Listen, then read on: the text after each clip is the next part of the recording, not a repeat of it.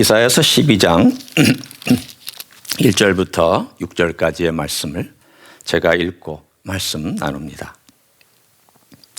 그날에 네가 말하기를 여호와여 주께서 전에는 내게 노하셨사오나 이제는 주의 진노가 돌아섰고 또 주께서 나를 아니하시오니 내가 주께 감사하겠나이다 할 것이니라.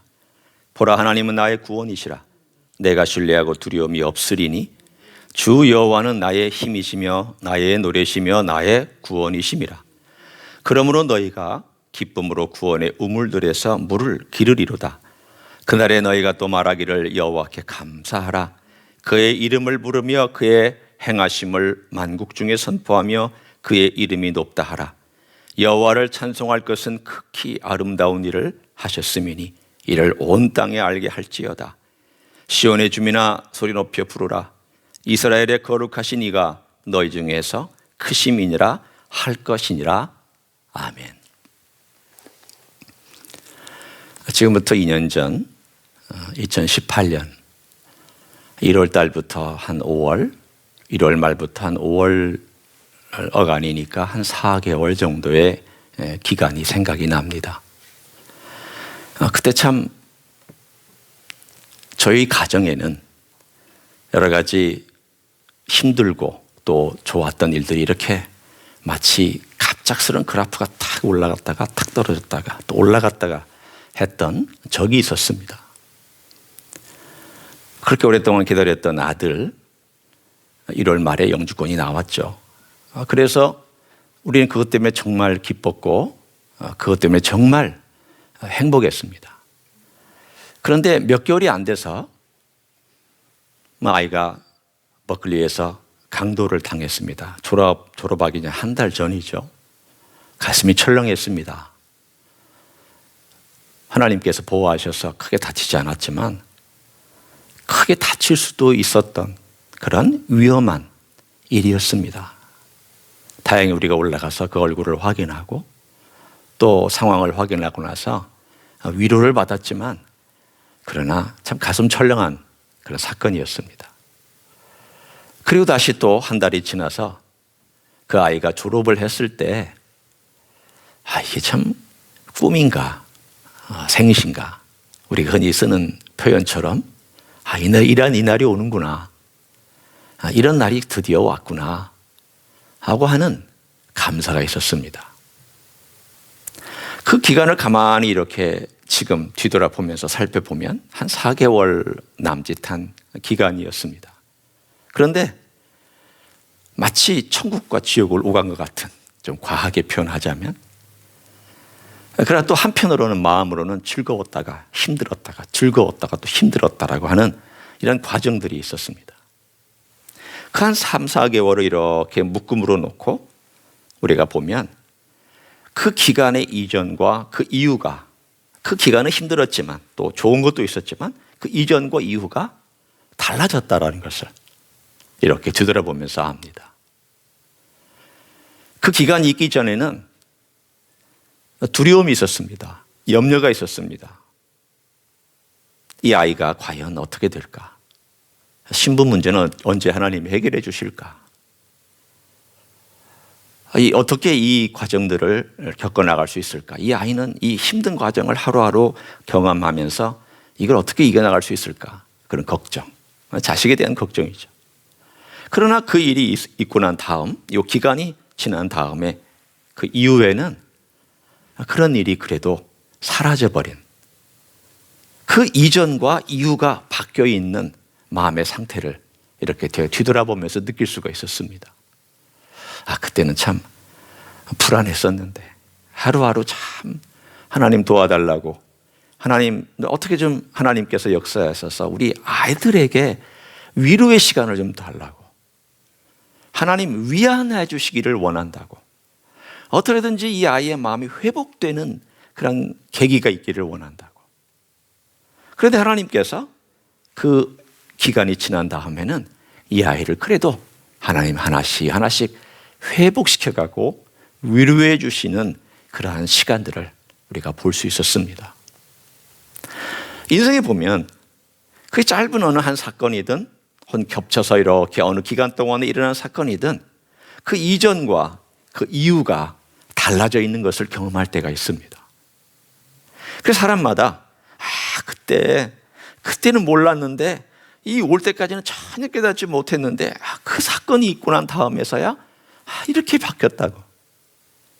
그 사건 때문에, 아니 그 사건이 아니라 그 기간 혹은 그 일어난 일 때문에 우리의 삶이 이렇게 바뀌었다고 고백하는 이야기들을 종종 듣습니다.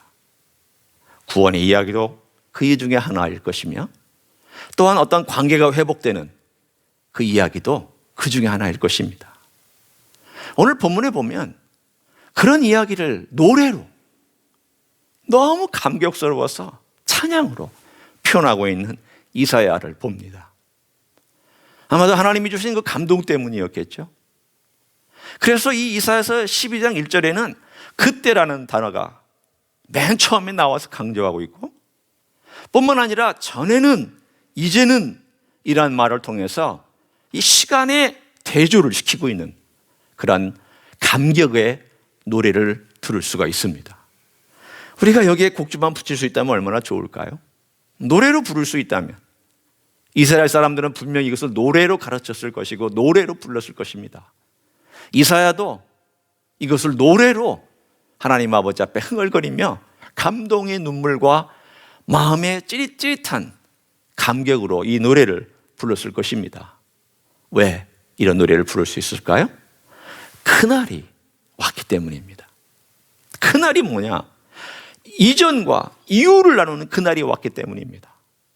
오늘 저는 바로 12장 1절에 나와 있는 그날, 이 전체의 주제가 되는 그날이 도대체 무슨 날이길래 이사야가 이렇게 감격하고 있을까? 그리고 그날이 성격이 뭐길래 이렇게 찬양과 감사와 기쁨과 그냥 춤을 덩실덩실 추는 그러한 놀라운 찬양과 노래를 하고 있는 것일까? 그 이야기를 함께 나누고 싶습니다. 오늘 본문에 그날에 라고 시작하는 이 12장 1절은 독립적으로 12장 1절에만 나오는 단어가 아닙니다. 이 그날은 11장에 이미 언급하고 있는 그날입니다. 우리는 날 그러면 that day, day라는 한 날을 생각하면 24시간일까? 이 뭘 의미하는 날짜일까? 여러분이 한번 그날이 어떤 날인지를 11장을 제가 몇 군데를 집어가면서 읽을 테니까 한번 보시기를 원합니다. 11장은 유명한 구절입니다. 11장 1절에 이새의 줄기에서 한 싹이 나며 그 뿌리에서 한 가지가 나서 결실할 것이요 그 위에 여호와의 영 곧 지혜와 총명의 영이요 모략과 재능의 영이요 지식과 여호와를 경외하는 영이 강림하시리니. 이 11장이 누구에 관한 예언일까요? 여러분이 이미 마음속으로 답을 하셨을 거예요. 이게 메시아, 우리 주 예수 그리스도에 대한 예언이 아니야? 맞죠? 그 얘기예요. 그리고 나서 쭉 나와 있을 때 6절에 그때예라고 때예라고 나옵니다. 다른 말로 얘기하면 메시아가 이 땅에 오셨을 때에, 그때에 이리가 어린 양과 함께 살며 표범이 어린 염소와 함께 누우며 송아지와 어린 사자와 살찐 짐승이 함께 있어 어린아이에게 끌리며, 쭉 나와 있는 그야말로 이상적인 사회를 이렇게 묘사하고 있습니다. 그러면 이것이 시적인 표현에만 불과한 것일까? 이거는 참 좋은 사회가 될 거라는, 그 전보다 좀 좋은 사회가 될 거라는 시적인 표현입니다 라고 얘기하면 이 표현은 너무 규모가 적습니다. 너무 과장법입니다. 하나님의 말씀치고 그렇게 이해해버리면 이건 이해를 제대로 하지 못한 셈이 됩니다. 오늘 여기 나와 있는 것은 악한 것과 선한 것과 아주 강력한 포식자와 아주 연약한 어린 양이 함께 거하는, 그야말로 여호와의 통치, 메시아의 통치, 하나님 아버지의 통치가 직접 이루어지는 그날을 노래하고 있습니다. 그런데 10절에 오면 또다시 그날에 이새의 뿌리에서 한 싹이 나서 만민의 기초로 설 것이요 열방이 그에게로 돌아오리니 그가 거한 곳이 영화로우리라. 또 11절에도 그날에, 오늘 11장에서 얘기하고 있는 그 날이라고 하는 것이 그럼 무엇을 의미하는 것일까? 메시아의 오심을 통해서 메시아의 왕국이 이 땅에 이루어지는 그때를 여기서 언급하고 있습니다. 그러면 여러분은 질문을 하실 수 있습니다. 목사님, 메시아가 우리는 메시아가 오셨다고 믿잖아요. 그런데 메시아가 오셨는데 왜 여기 나와 있는 이야기가 안 이루어진 거예요? 아니, 이리하고 어린 양이 지금 함께 안 살잖아요. 여전히 이리는 이리고 어린 양은 어린 양이고, 이리는 어린 양을 잡아먹기 위해서 호시탐탐 노리고, 어린 양은 어떻게든지 보호를 받아야 되는, 아직도 이렇게 되어 있는 사회인데 예수님 오셨잖아요. 이사야에게는 이것이 겹쳐서 보였던 사건입니다. 제가 어떻게 설명을 할까요? 간단하게 이런 거예요. 예를 들면 제가 여러분에게 옆에서 보는 것을 본다면 예수님 오신 때와 또 예수님 앞으로 오실 재림, 초림과 재림이 이렇게 떨어져 있습니다. 이사야는 이 시점에서 바라보고 있기 때문에 이 초림과 재림이 겹쳐져 있습니다. 그러나 그가 모르는 가운데도 하나님께서 메시아의 오심을 통해서 어떻게 그 놀라운 일들을 이루어갈지에 대하여 그는 겹쳐져 있지만, 모르고 있지만 노래하고 있습니다. 마치 멀리서 볼 때는 이 두 손이 겹쳐져 있는 것 같아도 이 사이에 하나님의 신비가 숨어 있었습니다. 이사야는 노래했습니다. 메시아가 오시면 이방이 돌아올 거라고. 메시아가 오시면 가난한 자가 구원받는 역사가 있을 거라고. 메시아가 오시면 눈먼 자가 눈을 뜨게 되고 놀라운 일들이 일어날 거라고. 그 이야기를 하면서 마치 메시아 왕국이 금방 와서 이 땅에 이루어질 것처럼 그렇게 같이 동시에 한 장에서도 또는 여러 장에 거쳐서 이 말했다 저 말했다 하면서 하나님의 계시를 전달했습니다. 그 놀라운 비밀이 그들에게는 숨겨져 있었습니다.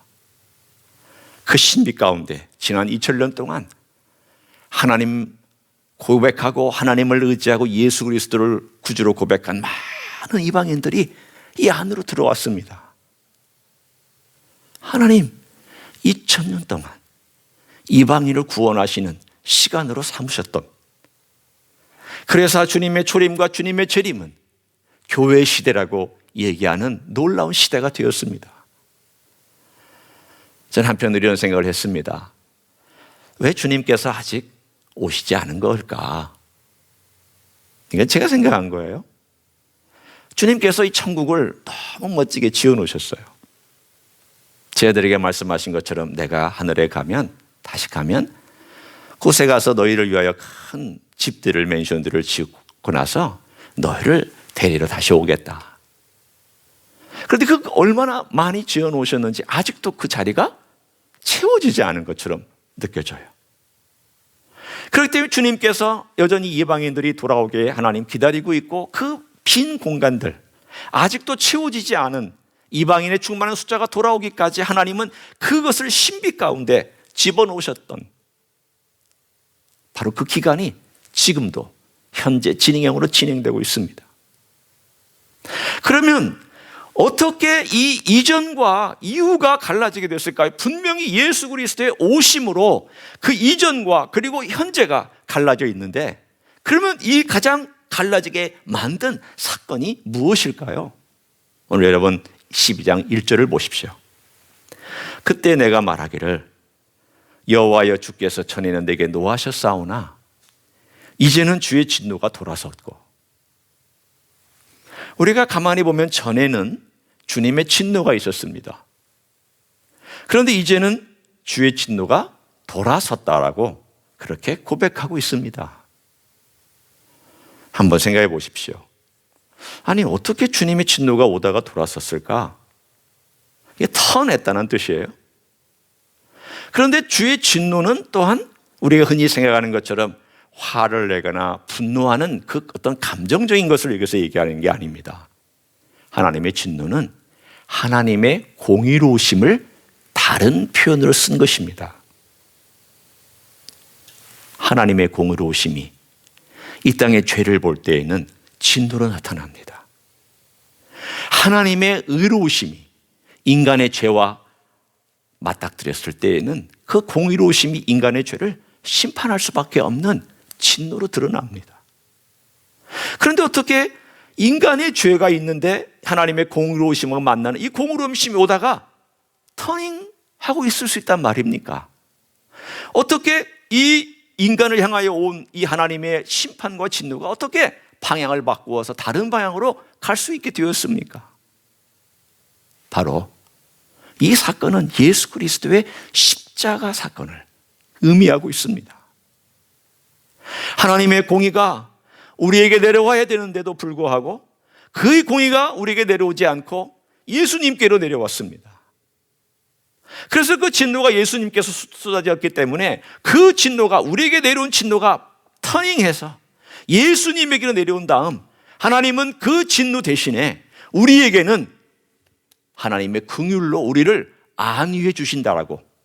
그게 너무나도 그에게는 신기한 일이었습니다. 어떻게 이게 하나님의 진노가 터닝하고 돌이켜서 우리에게 내려야 될 대신에 하나님은 우리를 오히려 안위해 주시는 것으로 나타날 수 있겠느냐? 이건 너무 놀라워서 이사야는 노래하고 있습니다. 나중인지 또는 중간인지 언제인지 그는 모르지만 이사야서 53장에 가서야 그 비밀이 밝혀집니다. 어린 양이 되셔서 그가 아무 반항과 또는 저항을 하지 아니하고 털 깎으러 가는 어린 양처럼 그가 우리를 위하여 우리의 죄악을 위하여 담당하셨더라라고 이사야는 53장에 가서 그 아름다운 이야기로 예수 그리스도의 대속의 사건을 노래합니다. 오늘 여기에 그것이 숨어 있습니다. 이사야서 곳곳에는 하나님의 진노와 하나님의 긍휼이, 하나님의 심판과 하나님의 위로가 곳곳에서 겹치면서 나와 있습니다. 그러나 이것은 노래는 하나님의 그 진노가 돌아섰다는 것을 너무 감격 가운데 노래합니다. 이게 하나님이 하신 일이구나. 하나님 아버지가 이 일을 계획하셨구나. 하나님 아버지가 우리에게 당연히 진노하셔야 되는데 이 진노를 오히려 바꾸시고 터닝하시고 우리에게는 위로해 주셨구나. 그것이 너무 놀라워서 오늘 본문에 주님, 하나님, 제가 감사합니다. 제 이사야는 제가 죽어야 될 인생인데, 이사야는 제가 죄 때문에 멸망받아야 될 백성 중에 입술이 지저분한 백성인데 하나님이 저를 치시지 아니하고 오히려 이 죄를 하나님 용서해 주시고 주님의 진노를 턴하셔서 저를 구원해 주시고 위로해 주셨습니다. 어떻게 위로를 해 주셨을까요? 이사야야, 너는 죄인이지만 내가 너를 용서한다. 그리고 이 용서는 전적으로 내가 하는 일이다. 너는 이 용서에 관하여 관여한 것이 없다. 십자가 사건은 인간이 관여한 적이 없는 하나님의 순수한 은혜입니다. 완전히 100% 하나님께서 행하신 그분의 긍휼과 안위예요. 여기서 쓰인 이 안위란 단어는 영어로는 comfort죠. 이 단어를 나중에 보혜사란 단어로 우리가 해석을 했습니다. 예수님도 보혜사이시고 성령님도 보혜사이시고. 그런데 오늘 여기에는 제가 느끼기에는 12장 1절은 아버지께서 우리의 컴포터가 되시는 그런 느낌이 저에게 이렇게 다가옵니다. 하나님 아버지께서 그분의 자비와 긍휼 가운데 그 일을 계획하시고 아들을 보내셔서 십자가에 자신의 심판을 쏟으실 때에 우리를 사랑하신 나머지 그 심판을 아들이 받게 하시고 우리를 위로하시는 컴포터로서 12장 1절의 메시지가 저에게 이렇게 다가왔습니다. 아버지가 우리에게는 먼저 컴포터였구나. 아버지가 이미 그 인간이 태어나기 오래전부터 그 컴포터로서 우리를 사랑하시고 위로하시기 위해서 이런 일들을 차곡차곡 계획을 세우셔서 때가 되면 그 이전과 그 이후를 나누셨구나. 그래서 예수님이 오신 그때 지금과 그 이전에 놀라운 일이 일어났구나. 객관적인 역사가 2000년 전에 일어났습니다. 그러면 이제 이 일이 우리에게는 무슨 의미가 있을까요? 12장 1절만 가지고 이전과 그리고 이후가 어떻게 바뀌었을까요? 이제는 우리의 주관적인 삶 속에서 십자가를 경험한 한 사건이 예수 그리스도를 객관적으로 일어났던 그 사건이 주관적으로 나의 사건으로 다가오는 그때가 있습니다. 우리는 그것을 THE, 유일한 단회적인 사건으로 고백할 수가 있습니다. 내가 예수님을 처음 고백했을 때, 내가 예수님을 처음 영접했을 때, 그분이 내 죄를 위하여 십자가에서 죽었다는 사실을 내 입술로, 내 마음으로 고백했을 때, 우리의 삶은 그 이전과 이후로 나누십니다. 그러나 이 단회적인 사건이 있은 분명한 사람은 그 이후에 많은 이벤트들이 있습니다. 어떤 이벤트가 있냐면 계속해서 우리의 삶은 그 이전과 이후를 계속 재현하며 경험합니다. 제 삶이 그렇습니다. 제가 예수 그리스도를 구주로 고백하고 저는 하나님의 사람으로 제가 예수님의 십자가 제 죄를 용서하신 것을 고백했던 때가 고등학교 2학년쯤입니다. 그때 저는 주님이 나의 죄를 위해 돌아가셨구나. 나는 죄인이구나. 그리고 주님 십자가에서 내 죄를 위하여 피를 흘리셨구나. 이걸 깨달았습니다. 그런데 그 십자가의 놀라운 은혜를 그때만 깨달은 것이 아니라 반복해서 내가 죄인이라는 것을 정말 깨닫고 철저하게 깨닫는 그 순간, 철저하게 깨닫는 것이 아니라 깨달아가는 그 순간 예수님의 보혈이 또 필요하고 또 용서받고 또 언젠가 이 순간이 또 그 이전하고 다르게 주님의 십자가는 또 저에게 새롭게 다가와서 저로 하여금 그 이유가 달라지는, 그 이유가 새롭게 되어지는 그 많은 십자가 이유를 경험합니다. 제가 무슨 말하는지 아시죠? 처음 예수 그리스도를 고백한 경험이 있는 사람은 매 순간 그 고백이 반복됩니다. 지속됩니다. 끊임없이 그 고백을 할 수 있습니다. 따라서 오늘 여기 나와 있는 12장 1절은 우리의 삶 가운데서 단순히 내가 예수님을 처음 믿었을 때 그 고백만이 아니라 순간순간 내가 예수님을 믿고 나서 이렇게가 바뀌었다. 예수님을 믿으니까 이렇게 놀라운 일이 있다. 내가 비록 지금 갇혀있지만 하나님께서 내게 주신 이 귀한 기간이 이전과 다른 놀라운 하나님의 은혜를 경험하고 새롭게 깨닫는 기간이다. 그런 새로운 기간으로 다가오기 시작을 합니다. 하나님께서 12장 1절에 놀라운 그때 주님께서 이미 통치하고 있고 통치하고 계시는 과정 가운데서 내 삶이 순간순간 그리스도의 십자가와 그 은혜를 경험하는 그때마다 새롭게 돼요. 그 이전과 달라지는 영혼과 영적인 삶의 결을 느낄 수가 있어요. 내가 죄인인 것도 이런 정도로 죄인이었구나. 하나님의 은혜가 이런 정도로 깊구나. 아버지가 이런 정도로 우리를 생각하셨구나. 이것들이 세월이 갈수록 그 결이 달라지고 그 깊이가 달라지고 그 이전과 이후가 달라지는 삶을 지속적으로 살아가는 그 놀라운 비밀을 오늘 12장 1절을 우리들에게 전해줍니다. 저는 여러분에게 도전하고 싶습니다. 이 말씀을 생각하면서, 이 말씀을 묵상하면서 내가 어제 이전과 어제 이후가 어떻게 달라졌지? 아니면 어떻게 달라져야 하지? 주님께서 내 삶 가운데서 이전 주셨던 놀라운 은혜 분명히 있었죠. 그런데 주님께서 이 말씀을 보시면서 다시 제가 얼마나 연약한 인생인지를 다시 이렇게 마치 보여주시면서 너 참 연약한 인생이었다. 저에게 말씀하시는 것 같았어요. 나 아무것도 아니었다. 아마 저희가 스스로 얘기하는 것인지도 몰라요. 그래서 제 스스로 보면서 제가 정말 얼마나 부족한지, 아니 어렸을 때 얼마나 참 이기적인지, 그리고 살아오면서 얼마나 내 중심적인지. 그런데 주님께서 그것들을 깨트려 가시면서 조금씩 하나님의 영적인 세계의 비밀들을 알려주시고 그것을 경험하게 하셨던 그 놀라움들이 그때 하나의 놀라운 이야기처럼 이렇게 스타카토였지만 반복되어서 내게 이렇게 주마등처럼 스쳐 지나갔습니다.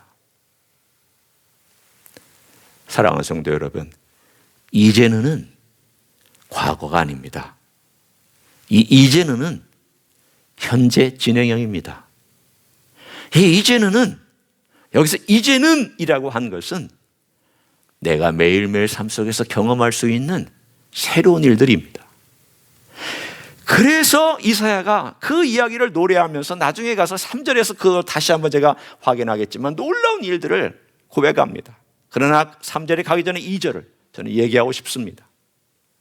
2절 한번 보시기를 바랍니다. 보라, 하나님은 나의 구원이시라. 내가 신뢰하고 두려움이 없으리니. 그는 신뢰합니다. 하나님이 구원이라는 것을 믿습니다. 주 여호와는, 오늘 우리 성경에는 주 여호와는 이렇게 얘기했지만 이 월의 원래의 뜻을 얘기하자면 야훼 이 뜻입니다. 야훼는 나의 힘이요, 나의 노래요, 나의 구원이십니다. 이걸 좀 더 제가 여러분에게 얘기하면 야훼 나의 힘이요, 나의 구원이십니다. 그리고 나의 노래이십니다. 그리고 나의 구원이 되십니다. 그 뜻이. 앞에 구원 두 번 내놓고 그 사이에다가 나의 힘, 나의 노래, 이것이 그 가운데 들어있습니다. 4번이나 하면서 이 4번 나의 구원이십니다, 나의 구원이십니다라고 얘기하고 가운데 나의 힘이요, 나의 노래입니다. 그 얘기가 들어있는 구조예요. 그 구조의 핵심은 뭐냐? 야훼예요. 야훼. 도대체 누구를 얘기하는 걸까요? 이 야훼가 왜 힘이 되는 걸까요? 이 노래는 출애굽기 15장에 나오는 이야기예요. 이 노래는 미리암이 불렀던 노래예요. 이스라엘 백성이 불렀던 노래예요. 새 노래 아니에요. 옛날 노래예요. 이미 이스라엘 사람들은 다 아는 노래예요. 우리나라 사람들이 아리랑을 아는 것처럼 이 사람들이 아는 노래예요. 그런데 여러분, 아리랑이 새로운 의미로 다가올 때는 언제 다가와요? 슬플 때 다가오죠. 나라를 잃었을 때 다가오죠. 그냥 아리랑 그냥 흥얼흥얼 부를 때보다 슬플 때, 나라를 잃었을 때, 어떤 예수 믿지 않는 사람이나 믿는 사람이나 공통적으로 우리 민족에 가지고 있는 어떤 슬픈 정서가 있을 때 같이 공감대를 이루면서 의미가 새로워지고 느낌이 새로워지잖아요. 오늘 이야기도 그 얘기예요. 야훼는 나의 힘이십니다, 나의 노래이십니다, 나의 구원이십니다. 이 노래는 다 알고 있는 노래지만 새롭게 다가오는 노래예요. 왜 힘이 되었을까? 하나님께서 그 아들 예수 그리스도에게 진노를 쏟고 나서 아들 예수 그리스도의 그 진노를 다 받고 그 진노 가운데 하나님의 긍휼을 우리에게 드러내 주시고 모든 진노를 없애주시는 능력이 되었기 때문이에요. 세상에 누가 저주를 축복으로 바꿀 수 있으며 죄를 능력의 십자가로 바꿀 수 있어요. 저주의 십자가를 능력의 십자가로 바꿀 수 있어요. 누구를 통과해서 이 일이 이루어진 걸까요? 예수 그리스도의 육신을 통과해서 일어난 일이에요. 그 능력은 공짜가 아니에요. 그 능력은 값없이 주어진 게 아니에요. 우리에게는 값없이 왔지만 하나님의 편에서는 값없이 주신 게 아니라고요. 하나님은 대가 지불하셨어요. 아들의 생명 지불하셨어요. 그 고통을 지불하게 하셨어요. 아들은 지불하셨어요. 아들은 자신의 모든 사랑으로, 사랑의 힘으로 그걸 지불하셨어요. 오늘 여기 나와 있는 이 힘은 군대의 힘 아닙니다. 홍해에 애국 군대를 쓸어 넣었던 하나님의 그 힘 아닙니다. 이 힘은 예수 그리스도가 십자가 위에서 보여주셨던 사랑의 힘입니다. 용서의 힘입니다. 끌어안은 힘입니다. 어느 힘이 더 셀까? 아니요, 저는 이렇게 생각해 봤어요. 세다라는 것보다는 성격이 다른 힘이에요. 두 종류의 힘이 있죠. 강한 힘이 있고 부드러운 힘이 있어요. 강한 힘은 홍해에서 애국 군대를 쓸어버리신, 홍해의 물을 마르게 하시는, 벽을 만드신, 이스라엘 백성이 지나가게 하시고 애국 군대는 물을 덮어서 하신, 그것도 힘이에요. 강한 힘이에요. 부드러운 힘이 있어요. 사랑하는 힘, 용서하는 힘, 죄인들을 품는 힘, 기꺼이 그 모든 죄를 다 받으시고 대신 우리는 사랑해 주시고 안위해 주시는 힘, 이 힘이 제일 큰 힘. 저는 이런 힘을 다른 데 가서 찾을 수가 없어요. 세상에서 찾을 수 없어요. 다른 종교에서 찾을 수 없어요. 오로지 예수 그리스도 그분만이 이 놀라운 일을 행해 주세요. 제가 언젠가 얘기했죠. 제가 이 구절에 의뢰받았던 때가 세브란스 병원에 입원했을 때라고. 그 얘기는 아시니까 제가 길게 얘기하지 않아요. 그때부터 이 말씀을 늘 지난 2007년부터 지금까지 13년 동안 간헐적으로, 어떨 때는 자주 12장을 봐요. 내가 외우고 있다가 토시가 틀렸나 싶으면 다시 또 12장을 봐요. 왜 토시가 틀리나 단어가 틀리냐면 저는 옛날에 개역성경을 가지고 외웠거든요. 그런데 여기는 의뢰한다, 신뢰한다는 말이 바뀌어 있기 때문에 제가 긴가민가에서도 봐요. 예수 그리스도 그분이 우리를 위하여 행한 야훼, 우리 예수님은 나의 힘, 나의 노래, 나의 구원이라는 이것을 계속해서 노래하기 때문에 저는 이것이 저의 신앙 고백이에요. 뿐만 아니라 3절로 갑니다. 1절이 하나님 아버지께서 그분의 긍휼을 우리에게 베풀어 주신 이야기고, 2절이 예수님께서 십자가 위에서 우리를 위하여 피를 흘리셔서 우리의 힘이 되어주신 이야기라면, 노래라면, 3절은 무엇에 관한 걸까요? 여러분 이미 짐작하실 수 있어요? 성령님에 관한 노래예요. 여기 3절에 보면 그러므로 너희가 기쁨으로 구원의 우물들에서 물을 기르리로다 라고 노래합니다. 여기서 구원의 우물들이란 이 우물들은 단어 자체가 원래 spring이란 단어예요. springs. spring이란 단어는 샘, 물이 뽕뽕뽕뽕 솟아오르는 그런 spring이에요. 그리고 그 스프링에다가 S자를 붙여서 복수로서 풍성한 물이라는 뜻이 있어요. 예수님께서 성령님을 소개하실 때 요한복음 이렇게 소개를 하셨거든요. 너희 안에 생수의 강이 넘치리라. 그러면 그 생수의 강이 넘치는 것을 뭐라고 요한은 거기에다가 설명을 붙였느냐 하면 성령님이시다라고 설명을 붙였어요. 우리 안에 계시는 성령님이 우리의 생수의 강이고 우리의 생수가 흘러나오는 근원이며 우리의 모든 기쁨의 근원이 거기서부터 우러나오고 있다는 것을 말씀해 주고 계셔요. 결국은 멀리 가지 말으라는 거죠. 내 안에 성령님이 계시고 이 성령님 안에 생명의 근원이 있고 이 생명의 근원은 예수 그리스도가 십자가에서 이루신 십자가와 부활의 능력을 갖고 우리 안에 계시기 때문에 이 안에 성령께서 역사하신다고, 그 역사가 놀랍게 우리 안에서 행한다고, 멀리 가지 말라고, 네 안에 계신 성령님에게 늘 부탁하라고, 그리고 그 안에 엎드리라고. 오늘 제가 그 놀라운 이 물들이, 우물들이 어디에서 나오는 내용인지 이사야서 몇 군데를 마치고 오늘 이 말씀을 마치고자 합니다. 자, 이사야서 한번 여러분 찾아가서 한번 우리가 봅니다. 이사야서 35장 5절과 6절입니다. 이사야서 35장 5절과 6절 제가 읽습니다. 그때의 맹인의 눈이 밝을 것이며 못 듣는 사람의 귀가 열릴 것이며 그때의 저는 자는 사슴같이 뜰 것이며 말 못하는 자의 혀는 놀이 아니니 이는 광야에서 물이 솟겠고 사막에서 시내가 흐를 것임이라. 뜨거운 사막이 변화의 못이 될 것이며 메마른 땅이 변화의 원천이 될 것이며 승냥이의 눕던 곳에 풀과 갈대와 부들이 날 것이며. 메시아가 오시는 때에 어떤 일이 일어나는지를 또 41장 얘기하고 있습니다. 41장 18절입니다.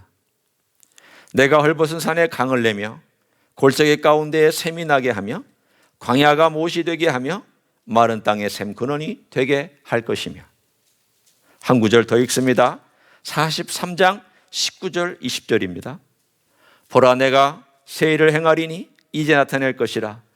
너희가 그것을 알지 못하겠느냐? 반드시 내가 광야의 길을 사막에 강을 내리니 장차 들짐승 곧 승냥이와 타조도 나를 존경할 것은 내가 광야의 물을 사막의 강들을 내어 내 백성 내가 택한 자에게 마시게 할 것임이라.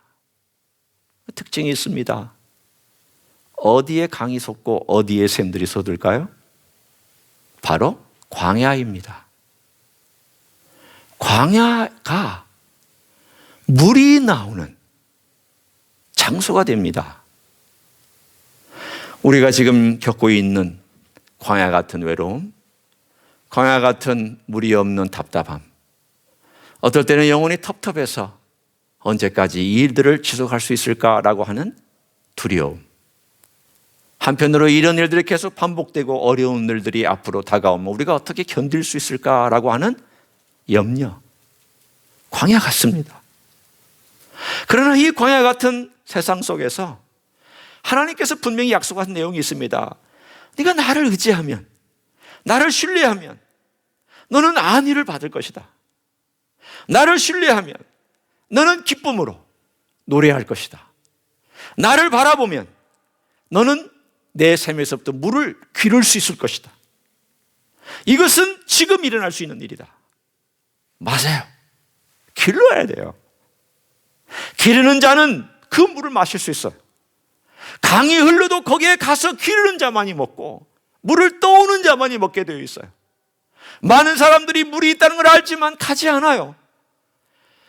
예레미야는 그것을 뭐라고 얘기하냐면 너희들이 웅덩이를 파서 너희 스스로 먹는구나.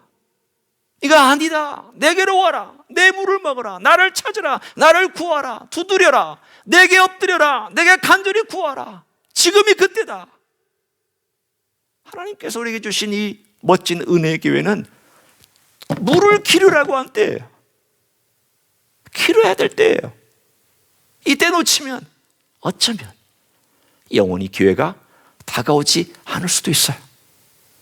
하나님이 주신 좋은 기회, 성령께서 우리 안에 주시는 은혜, 주님께서 우리에게 주시는 그 풍성한 사랑, 하나님께서 주시는 그 풍성한 자비와 긍휼을 우리가 경험하면서 주님과 함께 걸어가는 기회가 된다면 우리는 이때의 물을 길러서 먹고 기쁨의 물, 안위의 물, 찬양과 경배의 물, 영원한 활동할 수 있는 생명의 물을 마시면서 예수 그리스도의 사람으로 달라진, 이전과 이후가 달라진 삶을 살아갈 줄로 믿습니다. 그런 삶을 살아가시기를 예수님의 이름으로 간절히 축원합니다. 기도하시겠습니다.